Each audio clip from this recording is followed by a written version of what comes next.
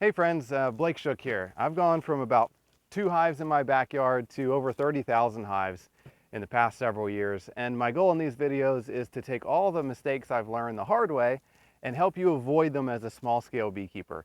So I take all those lessons and apply it to any scale of beekeeper, but especially for you as a newer small scale beekeeper.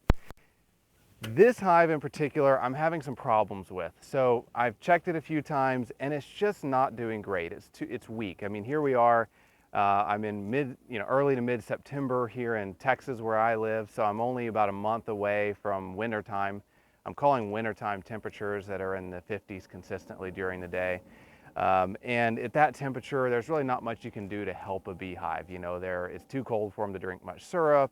There's not much brood left. You can't do much. So my window for fixing this hive or saving this weak hive is increasingly short. So when I'm looking at a hive to assess its strength, I always look at the top right away as soon as I open it.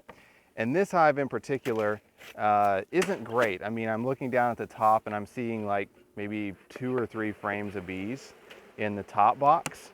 And the top box is only a medium. So very few bees in this top box, as you can see. I mean, not a lot going on here.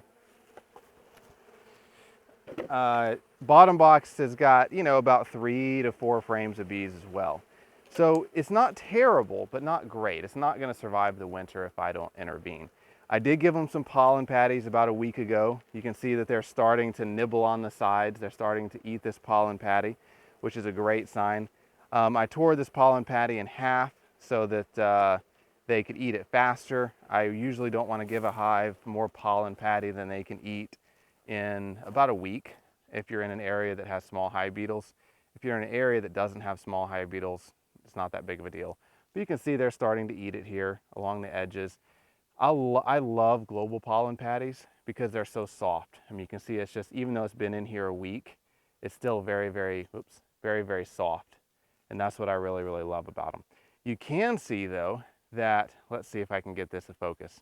Right here, there is a small hive beetle larva. It's tiny. It just hatched out of an egg.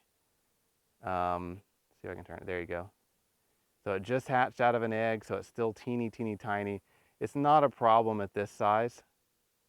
But, 3 or 4 days from now, it'll be a bit larger. Bees will probably find that larva and remove it, so I'm not too worried about it. But in general, I just want to give them what they can eat in about 7 days. When I'm assessing a weak hive, I want to know why it's weak. So I look at 4 main factors. Number 1, what's the queen condition? Is the queen failing? Number 2, what's the history? Did I split it recently? Did I requeen it a few months ago? Historically, do I know the cause? Number 3, what are the food stores like? Are they starving or do they have plenty of food?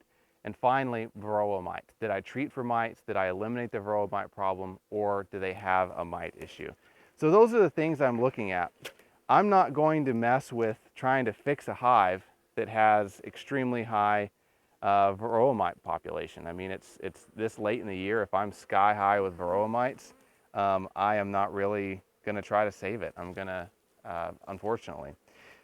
This hive, though, the brood looks good. Check this out. This is so cool. Look at all the pollen. Look at that. Isn't that beautiful? Crazy amount of pollen they've brought in. And when I checked this hive about a week ago, they had almost no pollen. So something has really kicked in and they've really got a lot of pollen. But the brood looks pretty good. I mean, I've got a pretty good brood pattern, solid brood pattern. They've got a lot of pollen. Now watch our feeding pollen patties video to know why I'm still feeding pollen patties, even though they are bringing in a lot of brood. I'm sorry, bringing in a lot of pollen. It's still important this time of year, especially when you've got a lot of single color pollen like this hive does. So food stores are good. They've got plenty of food in the top box. I'm feeding them pollen patties. They've got lots of cat brood of all stages. Queen looks good. I know this hive was treated for varroa mites. I know varroa mites are not an issue. So they just aren't quite strong enough to make it through the winter. So what I'm going to do is I'm going to be adding brood from another hive to boost the strength up of this hive. So I'm just going to take a frame of brood. I'm going to remove one of these outside frames that are full of honey, or empty works too. I'm going to shake the bees off of it, and I'm going to take this over to a neighboring hive that has several frames of brood and is strong enough to sacrifice a frame of brood. I'm going to take that frame of brood from another hive, and I'm going to put it right in the middle of this brood box because I want them to keep it warm at night. And I'm going to do that once a week for the next 4 weeks. So over the next 4 weeks, I'm going to add 4 frames of brood to this hive. Now make sure the hive you're taking the brood from can sacrifice it. So it needs to be a strong hive with, I would say, 6 or 7 frames of brood. And you want to take a different frame of brood from a different hive every time. So I'm not going to pull 4 frames of brood over a 4-week period out of one hive. I'm going to pull it from 4 different hives. That way I'm not weakening any of my stronger hives. But at the end of 4 weeks, this hive is going to have had 4 frames of ideally capped brood added to it. It's going to be tremendously stronger. It'll make it through the winter just fine at that point because it doesn't have any of those pre-existing conditions like mites, food issues, queen issues, etc. So that's my plan for boosting this hive up. I'm pretty confident it's going to work. I will also probably give this hive one of Stan's soft sugar bricks every couple of weeks, and that will just guarantee that they have a steady trickle of food to keep all that new brood fed.